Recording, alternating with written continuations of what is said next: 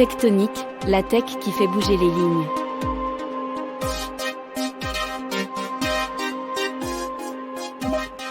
Au siècle dernier, nombre d'artistes de tout poil se sont plus à imaginer des mondes virtuels immersifs tellement réalistes que les participants peuvent ne pas se rendre compte qu'ils sont dans une simulation.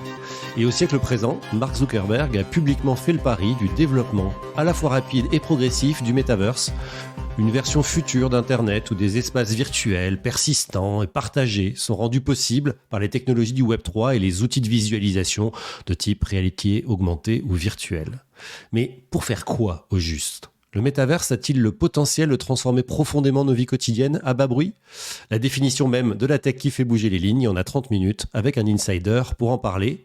C'est un entrepreneur, inspirateur de la French Tech, auteur, collectionneur et surtout connu pour avoir fondé le conseil en innovation Faber Novel dès 2003. Bonjour Stéphane Distinguin. Bonjour Julien. Alors Stéphane, comme il est de coutume ici, commençons par la fin. À ton avis, le métaverse est-il une mode ou l'avenir de l'humanité ? Rien que ça. On commence donc par la fin. Est-ce que c'est la fin de l'humanité déjà par laquelle on commence ? Alors moi, je suis si tu m'invites, Julien, c'est parce que d'abord, je pense être un peu un vétéran. On y reviendra. J'ai connu le Web 1 et le Web 2 avant de pratiquer le Web 3, mais aussi peut-être parce que j'aime bien les nuances. Donc on va avoir une demi-heure ensemble pour répondre à cette question un peu large. Et n'hésite pas à être nuancé beaucoup plus que ma question. Mais il faut commencer par quelque chose et tu as bien raison de poser cette question. Et moi je pense que c'est évidemment l'avenir de l'humanité. Parce que ça pose toutes les bonnes questions qu'on a à se poser. Donc l'avenir, moi je le vois vraiment comme une série de questions. Tu sais, je vais commencer par un premier dégagement qui est cette phrase moi, qui m'obsède et qu'on doit à Bruno Latour qui avait eu la prescience dès mars 2020 quand il déjà réfléchissait où on pourrait atterrir. Donc Bruno Latour, c'est, vous savez, ce sociologue important qui fait partie des grands penseurs français de ces dernières années, peut-être même de ces dernières décennies, et qui a beaucoup pensé l'écologie. Donc je commence par citer quelqu'un qui pense l'écologie. Pour parler d'avenir de l'humanité, c'est assez normal, mais pour parler du métavers, c'est peut-être un petit peu plus surprenant. Mais ce que j'avais beaucoup aimé en fait dans ce qu'il avait écrit pour AOC, la revue AOC en ligne, au début du confinement, c'est que le confinement pose une question géniale, qui était celle de savoir ce qu'on continue à arrêter, ce qu'on arrêtait définitivement, et ce qu'on allait pouvoir commencer. Et de ce point de vue, cette chance d'avoir une feuille blanche, une quatrième dimension, on peut l'appeler comme on veut, celle du métavers, je trouve que elle est géniale parce qu'elle nous pose justement la question de l'avenir de l'humanité. Donc répondre à toutes ces questions, c'est certainement préparer le futur. Donc pour toi, le Metaverse est une nouvelle dimension, tu parlais de 4D, donc c'est une nouvelle dimension de la vie humaine, tu vas jusque-là. En fait, moi, ce que je vois d'intéressant et qui donne envie de se projeter dans cette notion de métavers, parce que c'est quand même un concept, pour l'instant, parce que tout le monde en parle sans tout à fait exactement savoir où il est, et tant mieux d'ailleurs. C'est qu'on le cherche ensemble. C'est aussi pour ça que je trouve qu'il y a une part d'avenir et qu'il faut assumer, même en dépassant les buzzwords, les modes, Zuckerberg, et ainsi de suite. C'est que on pourrait se dire que c'est un autre Internet. C'est un peu ce qu'on peut entendre derrière le Web 3, ce côté nouvelle étape, troisième voie, tiers Internet, ou se dire que c'est en fait l'Internet, mais un Internet dans lequel on vit. C'est ça pour moi la question, la première des questions que pose le Web3, c'est comment est-ce qu'on réussit à incarner, à vivre, à interagir un peu plus largement, un peu mieux que ce qu'on fait. Tu sais, il y avait une phrase un peu comme moi, vous n'avez pas l'image de Julien, mais moi je l'ai au moment où je lui parle, et il a des cheveux gris comme moi. Donc il a dû connaître en fait une femme politique qui s'appelait Ségolène Royal, qui avait commis comme ça à une époque en parlant de sites internet en disant il y en a marre des sites internet avec des lignes et des traits. Elle n'avait pas forcément que tort. Les sites internet, c'est beaucoup des lignes et des traits. Donc cette envie de sortir des lignes et des traits et d'avoir une expérience qui soit un petit peu plus fluide, c'est un peu un Graal. Et puis cette idée de voir comment est-ce qu'on peut mieux vivre dans Internet, et c'est pour ça que à ta question mode ou avenir de l'humanité, j'ai envie de dire avenir de l'humanité, on vit déjà avec Internet. Donc comment est-ce qu'on peut mieux vivre dans et avec Internet? Je trouve que c'est une question géniale. Et alors, parce que on vit avec Internet, comme tu le dis, et je crois que c'est une évidence et qui est ressentie pour le coup à peu près partout sur la planète, hein, à travers le téléphone mobile. Je crois que même dans des pays qu'on dit moins développés ou dans des zones rurales difficiles d'accès, tout le monde a un smartphone aujourd'hui, ou quasiment tout le monde. Donc tout le monde vit avec Internet ou sur Internet. Et du coup, ça pose un peu cette question de est-ce que le metaverse, voilà, c'est un Internet meilleur, hein, qui a effectivement peut-être moins de traits et de lignes et un peu plus de connexion, peut-être même émotionnelle, spirituelle, visuelle en tout cas. Est-ce que c'est une vie parallèle finalement qui se développe? Cette fameuse idée qu'on a, notre vie analogique dans le vrai monde, le monde réel, et cette vie numérique qui va être finalement une sorte de vie parallèle dans laquelle on pourra, et on a eu il y a eu beaucoup de penseurs de ça, des réflexions autour de avoir une autre représentation de soi en avatar. Par exemple, dans la vie réelle, je suis un homme blanc de près de 50 ans, alors que sur Internet, je suis un ours mal léché de adolescent. Est-ce que ces choses-là, à ton avis, vont se développer, cette capacité d'avoir deux vies finalement parallèles, ou est-ce que on va être finalement juste dans une poursuite de ma vie réelle dans un monde virtuel qui est ce qu'on connaît principalement de l'Internet aujourd'hui, bien que, évidemment, dans les jeux vidéo, etc., on peut déjà vivre finalement de façon ludique cette vie un peu parallèle. Tout le monde aura sa réponse à cette question et des débuts de pratique. Ce que tu décris, c'est à la fois ce qu'on connaît déjà, quand on a autour de nous des enfants qui jouent à Fortnite ou qui, de façon très intéressante, moi j'ai été assez fasciné pour avoir des garçons et jeunes garçons à la maison, de les voir jouer avec des personnages de filles, ce qui était assez nouveau. Enfin, ça avait Je commencé confirme, c'est le cas de mon fils aussi, ouais, tout ça à avait fait. commencé avec Tomb Raider, de voir comment est-ce que justement cette pratique du jeu a réintroduit la danse, les célébrations. On avait vu des joueurs de foot comme ça faire des célébrations qui sont des danses de Fortnite, comment justement le jeu vidéo et un jeu un peu violent, parce que c'est violent, poussait des petits garçons à danser, ce qui était pour le coup assez nouveau dans les cours de récréation. Donc ce personnage et cette vie qu'on a en ligne qui nous amène à être des personnages qu'on n'est pas dans la vraie vie, parfois même de s'extérioriser dans la vraie vie comme on ne le faisait pas avant, c'est déjà là. Après, si on se tire comme ça des lignes pour aller dans le futur,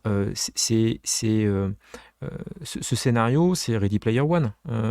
Il est connu. C'est aussi ce très très bon dessin animé d'Ali, où on voit cette vie euh, de- d'un petit robot et qu'on voit des humains perdus dans une espèce de vaisseau de croisière. Lapsus révélateur, tu as dit Dali comme l'IA générative, alors que c'est C'est Wall-E. Wall-E, tu Et as ce raison. sera pour un prochain épisode du podcast. Je te réinviterai Je sur t'arrête l'IA invité à nouveau parce générative. que ça, c'est un de mes sujets de prédilection, mais enfin, je t'écouterai en tout cas. Mais et Wall-E, tu as raison. Et Wall-E qui nous propose, enfin, il nous promet comme ça cette vie où à boire des milkshakes étendus, à vivre des vies qui sont comme ça des vies inventées dans une dimension parallèle. Sincèrement, donc ça existe déjà et que ça existera évidemment encore plus à l'avenir. Moi, ce qui m'intéresse surtout, c'est ce qui se passe dans les 18 à 36 mois. C'est ça la vraie matière. Et comment est-ce qu'on va sortir d'expériences qui sont relativement décevantes aujourd'hui, parce que on peut être très fier euh, d'avoir Sandbox, d'avoir des acteurs comme ça du Web3 proche de nous, pas très loin de la French Tech, voire totalement dans la French Tech. Mais l'expérience n'est pas fondamentalement plus intéressante que celle de Second World ou de Monde Parallèle. Je ne sais pas si tu te souviens ça, parce que ça c'est vraiment très ancien. Oui. Je pense que c'est au virage du 20e et du 21e siècle, qui était un projet de Canal+, qui était lui-même... C'était Alain Audibert de mémoire qui portait Tout ce à projet. fait. Et que, évidemment, les écrans ont fait des progrès, évidemment, les processeurs vont plus vite, les cartes graphiques. Et donc, mais quelque part, l'idée reste peu ou prou la même, c'est celle de proposer une expérience 3D avec un avatar sur un écran. Euh, En revanche, qu'est-ce qui va se passer en termes de mixed reality entre donc les réalités virtuelles et alternatives? Comment est-ce qu'on va superposer? Et ça, moi, en tant qu'entrepreneur, ça m'a toujours fasciné. C'est je trouve que l'internet le plus intéressant est souvent celui qui est à la frontière du physique et du numérique. De là vient que moi, depuis des années, et c'est en partie comme ça aussi qu'on s'est rencontrés toi et moi. Les espaces comme la cantine, les coworking, les espaces de créativité, les espaces qui permettent à des communautés créatives liées au numérique de se retrouver physiquement, ont énormément de valeur. Les meet-up, toute cette... et là, c'est évidemment pas du métavers, mais cette façon de penser à ce qu'on fait déjà très bien en ligne et de le compléter par une expérience qui est une expérience physique et inversement, et d'imaginer l'avenir de ces expériences dans le commerce, dans la culture, dans l'éducation, sont vraiment des lieux, des estuaires comme ça, des endroits où il y a des rivières, des fleuves qui se jettent dans l'océan et où par définition c'est extrêmement poissonneux. C'est ça qui me semble être les endroits les plus intéressants à regarder aujourd'hui. Et d'ailleurs, ce qui va se passer dans les prochains mois, parce que maintenant on parle de mois, si Samsung, et ça c'est certain, et sans doute comme ça, des informations qui commencent à sortir à gauche, à droite. Apple s'apprête à avoir son propre device et penser à un OS pour le futur de ses usages. Je pense qu'il y a des choses vraiment fascinantes qui vont se passer et qui seront, tu le citais tout à l'heure, évidemment, et ça c'est la partie émergée de l'iceberg, renforcée par les capacités du machine learning qu'on commence à toucher du doigt avec ChatGPT et d'autres sur la génération d'images, sur tout ce qui est l'art génératif, qui est encore une autre dimension qui va renforcer en fait l'émergence et les usages de ce fameux métavers. Alors, sur les cas d'usage, justement, transition habile et intéressante parce qu'au croisement de, je sais, sujets qui t'intéressent, soit parce que dans ton passé professionnel, tu as même monté des boîtes sur le sujet, soit parce que je sais que la dimension culturelle de l'Internet est très chère et tu regardes beaucoup ces sujets, tu as beaucoup réfléchi à tout ça. Tu citais Apple, qui est aujourd'hui un des acteurs majeur du monde de la musique, on peut le dire, hein, avec entre autres leur service de streaming, mais un intérêt général autour de ce sujet-là qui date d'iTunes et de bien avant. Moi, j'ai un usage immédiat pour lequel je serais prêt à payer pour le Metaverse, et qui évidemment, dans cette interconnexion physique ou réelle, virtuelle, analogique, numérique, c'est le concert. Demain, un artiste que j'apprécie est sur scène. Il fait payer ses places dans un stade fini par définition. Alors c'est une salle de 500 personnes ou c'est un stade de 40 000, mais enfin à la fin des 40 000 places à 100 €, il n'y a plus de place. Ou elle coûte 100 €, je ne suis pas prêt à mettre 100 € pour une expérience physique. Si j'ai mon casque, je vais l'appeler Apple, mais évidemment il peut être de n'importe où, je suis probablement prêt à payer peut-être 5 €, je ne sais pas, 10 €, quelque chose, pour assister en direct, en stéréoscopie, à ce concert, immergé dans ce stade virtuel, avec peut-être plein d'autres, des centaines, des milliers, des dizaines de milliers d'autres gens qui, comme moi, ne sont pas dans la salle de spectacle, mais sont à distance, et je ne vais pas utiliser des grands mots un peu idiots, genre communient autour de l'artiste, mais bénéficient d'une version. Je suis même pas sûr qu'elle soit dégradée, honnêtement, parce que tous ceux qui ont assisté à certains concerts, en tout cas les concerts à grand spectacle, savent que finalement, ils pourraient probablement le voir dans un casque de réalité virtuelle mieux que s'ils sont au fond d'un stade. Bref, je peux profiter de cette expérience qui est peut-être un peu différente de celle que vivent les autres, mais elle est en temps réel, elle est en même temps que ceux qui sont dans la salle, et elle peut m'être proposée d'un point de vue économique à un tarif différent, c'est-à-dire plus accessible, peut-être moins cher. Bref, ça je pense... et c'est probablement un fantasme, on verra, mais je pense que c'est un usage assez évident et assez commercialisable du métavers. Qu'est-ce que ça t'évoque ? Mais dis-moi, Julien, c'est pas ce qu'on aurait déjà fait, toi et moi, en 2008 avec Madonna? C'est à ça que je pensais, effectivement. Bon, parce que c'est un peu comme ça aussi qu'on s'est rencontrés en 2008 pour SFR en France, mais plus généralement, c'était un projet qu'on avait avec Vodafone. On avait fait un projet qui nous a marqué et auquel je repense souvent parce qu'on fait des choses folles comme ça. Parfois, on avait fait la rediffusion d'un concert de Madonna qui était au Roseland Ballroom, je crois, de New York, qui était une soirée et dans un modèle économique tout à fait particulier de l'époque, hein, et que toi, tu as bien pratiqué. Les opérateurs télécoms, à cette époque-là, finançaient énormément en fait, des nouveaux usages et comme ça, des innovations, des expérimentations, et on avait utilisé des technologies open source, une architecture de service qui ressemblait en fait aux jeux dits massivement multijoueurs, pour avoir des serveurs hein, qui nous permettaient d'accueillir, je ne sais plus quelle était la salle, on faisait des sous-salles de façon à ce que l'architecture tienne, c'était peut-être une centaine ou quelques centaines de spectateurs dans le monde entier, et, et on l'a fait avec une capacité de présence, d'interaction, un chat. Et donc là, on est avec ce que permettaient de faire les technologies de l'époque et une artiste qui a tellement de fans que les gens se battraient pour y assister. Donc toutes les places du concert de Madonna ont été vendues en quelques minutes. Et cette question de l'extension en fait d'une expérience et de l'accès en fait à un spectacle exceptionnel en direct se pose. Alors c'est fascinant parce que, enfin, évidemment, comme en tout, il y en a qui vont plus vite que d'autres.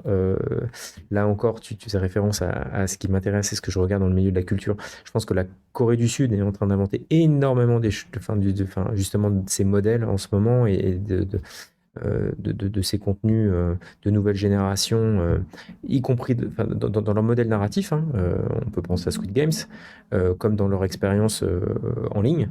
Et là, je vais parler de BTS. Donc, il y a cette logique de dire, comme Madonna, je vais donner accès à d'autres à quelque chose qui existe déjà. Et puis, il y a peut-être des concerts aussi qui sont pas pensés pour être demain, en fait, des contenus que des millions de personnes peuvent regarder à un instant T, de façon synchrone ou asynchrone. Donc pour toi, on est dans une évolution naturelle, en fait, ce que tu dis, et parce que tu reviens effectivement à ces expériences qu'on a fait il y a longtemps. Finalement, on est dans un continuum, en fait. On n'est pas du tout dans une révolution, là. On n'est pas du tout dans une révolution, et il faut aussi être humble en sachant, et c'est pour ça qu'Apple m'intéresse autant, je l'avoue, c'est que on sait bien hein, que depuis Steve Jobs, Apple a cette capacité extraordinaire à associer des technologies qui sont désormais matures pour en faire quelque chose d'exceptionnel et de nouveau. Et c'est l'iPhone. L'iPhone, on sait bien que pris individuellement, toutes les technologies qui font d'un iPhone qu'il est un iPhone, elles étaient déjà mûres et plus ou moins sur étagère. Donc là, c'est sans doute ce qui va se passer.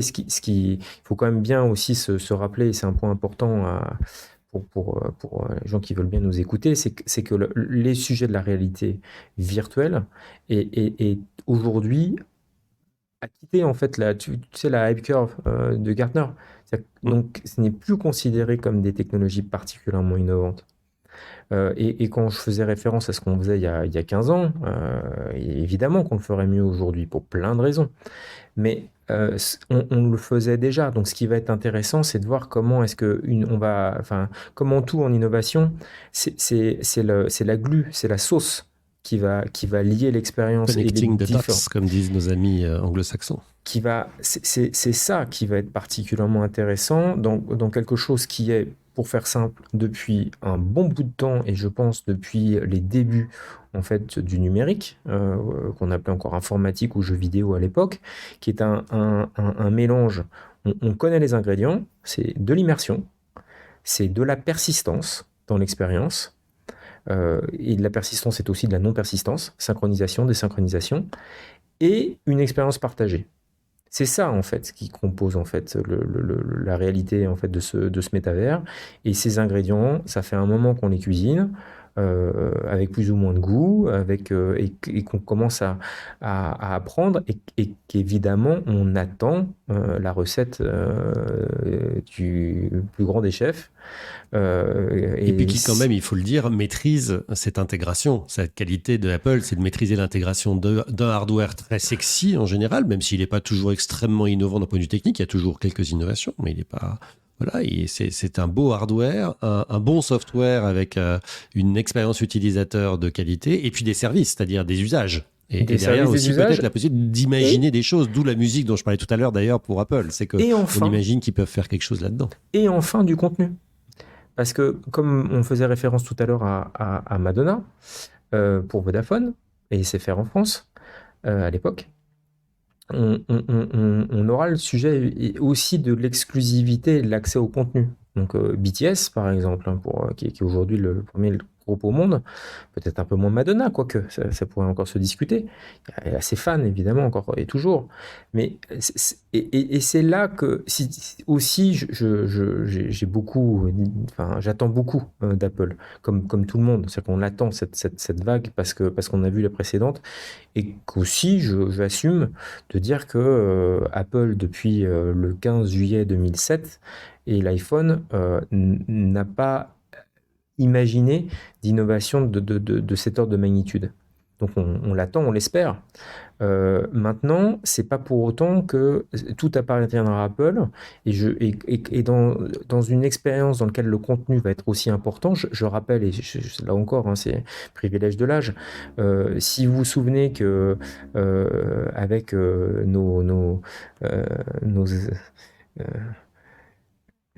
la partie musique, très gentiment, Steve Jobs, encore en vie, avait pensé que ça nous ferait plaisir à tous de nous réveiller un matin avec le dernier album de U2 téléchargé. Ouais. En fait, moi j'assume, et désolé si ça choque certains, j'aime pas U2, j'ai pas compris pourquoi on m'offrait ça. Il y a plein de gens même qui t'ont dit, mais comment est-ce qu'on peut oser comme ça rentrer dans quelque chose qui est ma propriété? Donc il y aura, enfin, même le plus grand et le plus fort peut commettre des erreurs et peut se tromper sur un des éléments essentiels de sa recette. Donc imagine, tu as la bonne recette, et puis dans ton plat de résistance tu mets trop de sucre, ou dans ton dessert tu mets du piment. Enfin, il y aura, enfin, ce qui veut dire que c'est tellement fragile, et c'est tellement que je pense que des nouveaux acteurs arriveront avec des idées d'expérience, et que la messe est loin d'être dite. Et j'espère dans cette phase, et c'est aussi ça qui est intéressant. Dans ce moment qu'on est en train de vivre, on parle d'hiver, du métavers, du Web3. Dans ce moment qui est un peu en retrait, ce qui me semble évident, et on le voit bien avec toutes les grandes entreprises de la tech qui licencient en ce moment, c'est qu'on va moins attendre d'elles, et on va surtout moins pouvoir attendre d'elles, qu'elles soient toujours dans l'innovation et à nous proposer, sans forcément un modèle économique, simplement parce qu'elles ont la capacité, les moyens, de toujours être celles qui ont le coup d'avance et l'innovation. Donc ça va permettre à d'autres aussi de revenir par le contenu, par l'expérience, par la technologie, en fait, à proposer des choses nouvelles, et j'ai vraiment hâte de les voir. Donc c'est pour ça que, pour revenir à ta question, moi je trouve que cette période, je retourne un peu le principe de c'est la fin de la mode, on vous avait bien dit que ça marcherait pas, le Web3 c'est fini, regarde les cryptos, elles sont au plus bas, c'est nul le métavers, c'est Zuckerberg qui en parle tout le temps, enfin, la preuve c'est Zuckerberg qui en parle tout le temps, enfin, tous ces sujets sont à mon avis à retourner complètement pour se dire que c'est maintenant que ça va innover. Je suis complètement d'accord avec ce que tu dis. Je pense que aussi ce continuum, comme tu dis, c'est ça qui rend crédible finalement cette évolution à la métaverse, parce qu'en fait, quand on regarde l'histoire, on voit qu'on y va. On voit qu'on y va progressivement, pas forcément comme une expérience complètement disruptive, mais plutôt comme une amélioration continue de cette expérience permise par Internet et par la numérisation des contenus. Mais du coup, ça pose aussi la question des outils du Web3, des briques technologiques associées au Web3, parce que quand on parle de métavers, souvent, on associe ça aux briques du Web3, et souvent, on arrive assez vite sur la blockchain, et donc les NFT, et donc les cryptos qui permettent de payer dans un monde virtuel. Bref, tout un tas d'outils de ce type-là. Est-ce que si finalement ces technologies immersives et persistantes ne sont qu'une suite logique des technologies qu'on a commencé à expérimenter depuis quelques années ou quelques dizaines d'années même pour certaines. Est-ce que tu penses qu'il y a à attendre une forme de rupture, peut-être dans les business models, dans les usages, je ne sais pas, du NFT par exemple? Je sais que c'est un sujet auquel tu as beaucoup réfléchi.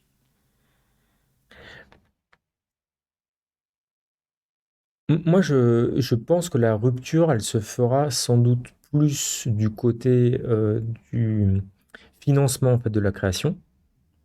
Parce que une des opportunités et un risque, hein, c'est selon, de cette période de refroidissement qu'on connaît, c'est une étape qu'on a déjà connue plusieurs fois dans la tech, qui est, le terme, c'est un affreux barbarisme, mais de B2Bisation, en fait, de la technologie. Je vais prendre un exemple, là encore, qui date un peu, mais qui rend les choses assez claires. C'est le cas Google Glass. C'est cet objet qu'on avait pensé comme un objet grand public, hein. Aujourd'hui, Snap, Meta, Luxottica par Ray-Ban repense en fait à des lunettes qui seraient comme un autre device, un périphérique en fait justement de captation ou d'interaction. Et il y a eu les Google Glass qu'on fait un flop plus ou moins retentissant, mais dont on s'est dit à un moment, bah, en fait, peut-être pas dans la vie de tous les jours. En revanche, dans un entrepôt, pour quelqu'un qui a une opération technique à faire, c'est utile et donc les usages seront là. Et c'est ce qui est en train de se passer pour moi avec le NFT, dont on dit de moins en moins que c'est un objet de collection et de création, et de plus en plus que c'est l'occasion de faire du CRM 3.0, si tu me passes l'expression. C'est que c'est une nouvelle façon. Explique-moi, en quoi c'est du CRM 3.0 le NFT? En fait, le NFT est une opportunité exceptionnelle de pouvoir échanger avec au sein d'une communauté et d'avoir un titre de propriété, puisque c'est ce que c'est, et que ce titre de propriété, on peut lui associer des droits. Et que donc ça ressemble, enfin, tu peux complètement imaginer un système de carte, tu sais, comment on dit, de loyauté, enfin de loyalty card. Oui, quoi. de fidélité. De fidélité, merci. Une carte de fidélité à laquelle on associe des droits, une capacité d'interaction, l'enrichissement de ces droits.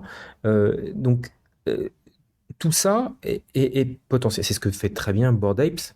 Enfin, avec sa communauté de collectionneurs de premier plan, Justin Bieber et quelques autres.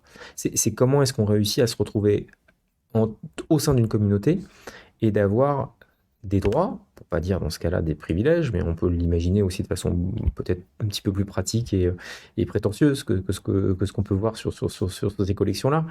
Et ça, c'est sûr que ça va se passer. C'est-à-dire que le NFT, comme ce titre-là, a déjà, en fait, des applications dans le domaine de la relation utilisateur et donc consommateur. Sur le sujet des NFT, aujourd'hui quand même, on a vu surtout des marques de mode, des marques de luxe se servir du NFT comme soit d'un cadeau pour leurs clients, soit d'une façon de leur vendre finalement des objets de collection. Donc toi, tu penses que c'est finalement dans la relation au client avec ces objets de collection que la valeur du NFT principalement se trouve? C'est ça que tu veux dire? C'est pas exactement ce que je dis. C'est que je pense qu'elle est là et que je pense que dans cet hiver qu'on connaît, va y avoir des usages. Il y a une. C'est pas une tentation, c'est une étape souhaitable d'appropriation en fait, de ces technologies par des acteurs qui y ont intérêt et qui vont trouver un usage.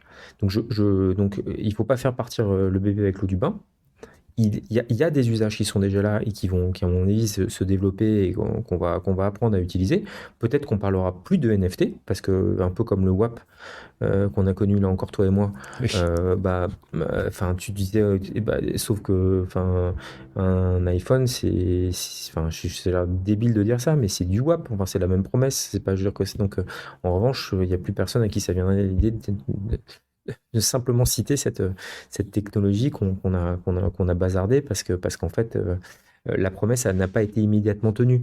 Là, le NFT comme artefact et comme principe technique est à mon avis, appliqué à avoir des usages qui sont des usages de consignes, de certificats de propriété, de transfert. Et j'insiste, donc, un des premiers usages un peu plus complexes, ça va être ce fameux CRM, cette Customer Relationship Management en anglais, qui fait qu'on va pouvoir, les entreprises vont pouvoir l'utiliser, les entreprises ou les organisations, autrement et dès maintenant. Maintenant, j'espère, et je reviens en fait, je venais de là pour dire que je pense qu'à par ailleurs, ce qui fonctionne déjà et que je trouve particulièrement réjouissant, c'est que les NFT permettent en fait de financer de la création et d'avoir une relation particulière avec des artistes. Alors, est-ce que Beeple, son œuvre vaut 69 millions de dollars? Là, franchement, je crois pas. Et ça choquera personne que je dise ça. Mais cette relation, le modèle de création, les interactions avec les créateurs, peut-être demain, est-ce que en fait cette œuvre, si elle est présentée dans Roblox, dans Fortnite ou ailleurs, est-ce qu'elle va pas et je trouve très intéressant et ça existe déjà et ça marche, ça marche. Et donc pour revenir à ta question, ça a déjà apporté dans le modèle de financement, dans le modèle économique et de la relation avec les artistes, quelque chose de nouveau. Ça fait émerger de nouveaux artistes, ça les a financés. Ça permet aussi, parce que tu vois, le droit en fait, de propriété littéraire et artistique n'est pas le même dans tous les pays du monde. Et de ce point de vue-là, le droit français, depuis Beaumarchais, est sans doute un des plus sophistiqués. Et il y a ce qu'on appelle un droit de suite, par exemple. Tu vois, j'ai qu'un droit de suite, une œuvre d'un artiste, pour faire simple. Je vais prendre quelques raccourcis vivants. Quand l'œuvre repasse en vente aux enchères, l'artiste touche à nouveau sur la vente. C'est ce qui se passe typiquement sur le NFT. Ce n'est pas le cas partout. C'est-à-dire que tu peux imaginer un artiste body qui vendrait ses œuvres pour un vil prix, et puis après ça, qui aurait une cote gigantesque, et il lui arrive un accident, je ne sais pas, et puis il ne peut plus produire. Et ben, tu as beaucoup de pays, et dans l'ancien monde, il n'aurait plus jamais touché en fait au fruit de la vente de ses œuvres. Alors que là, le NFT, dès le départ, a apporté par le principe en fait des contrats intelligents, dits intelligents, cette capacité à continuer à leur apporter du financement et des flux. Voilà. Donc, je suis moi tout à fait convaincu que c'est dans cette période qu'il y a des choses foisonnantes qui se passent, que le NFT est un objet de collection à part entière, qu'il y a quelque chose de très conceptuel, de très puissant, que c'est pas uniquement des petites images qu'on collectionne sur Internet ou ce qu'on est beaucoup dit, et pas forcément à tort. Tu vois, des espèces les mêmes, les fameux mèmes du Web 2 qu'on retrouvait à collectionner par un NFT sur le Web 3. Évidemment, il y a eu des trucs complètement incroyables. Un de mes collègues partageait ce matin ce NFT acheté 12 millions de dollars par un YouTuber qui maintenant en vaudrait 6. Mais là encore, moi je trouve ça rigolo. Il a acheté 12 millions de dollars avec des bitcoins qui eux-mêmes avaient été minés pour un prix très inférieur à 12 millions de dollars. Peut-être, sans doute, mais les personnes qui disent regarde, ça valait 12 millions et maintenant ça vaut 6 dollars, on n'ont pas tort non plus.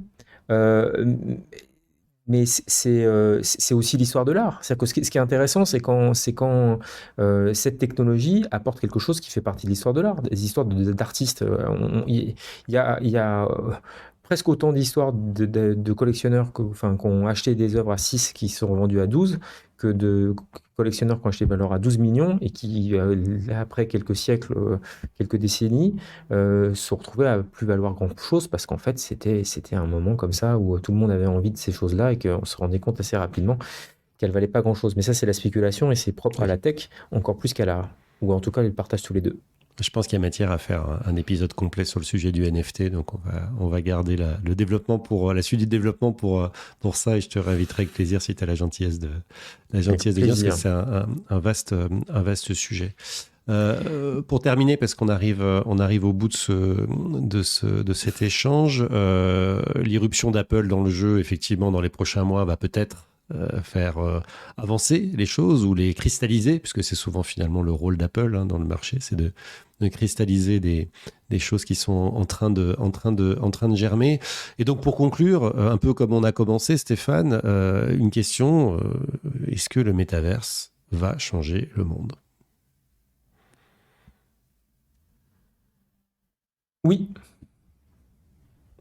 Merci Stéphane, ce sera le mot de la fin. Non, mais écoute, si tu me laisses encore 30 secondes, je reviens à la première question que tu m'as posée sur l'humanité.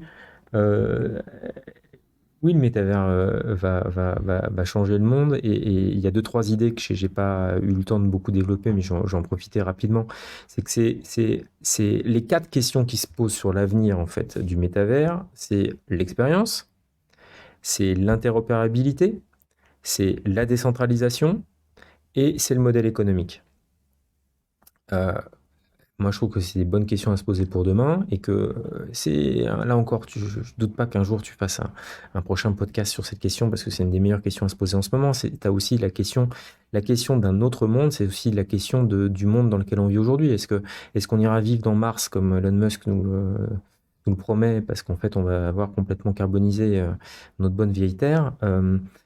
Cette question, il n'est pas pensable qu'une nouvelle technologie, a fortiori le métavers, qui veut être un autre monde, ne permette pas d'avoir une pratique plus vertueuse du monde dans lequel on vit aujourd'hui. Et de ce point de vue-là, il y a 2 choses qui sont vraiment très très fortes dans ce métavers.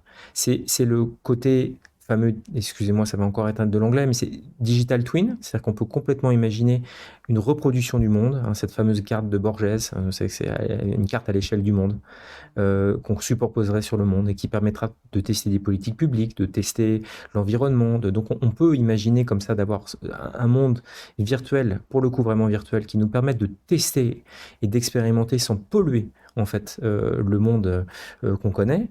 Et puis aussi moi je pense que le numérique de demain sera, je l'espère, je travaille pour, vertueux, et donc il faudra veiller à ce qu'il pollue le moins possible, et que c'est déjà ce qu'on voit avec une jeune génération qui a à cœur de moins voyager, de moins prendre l'avion.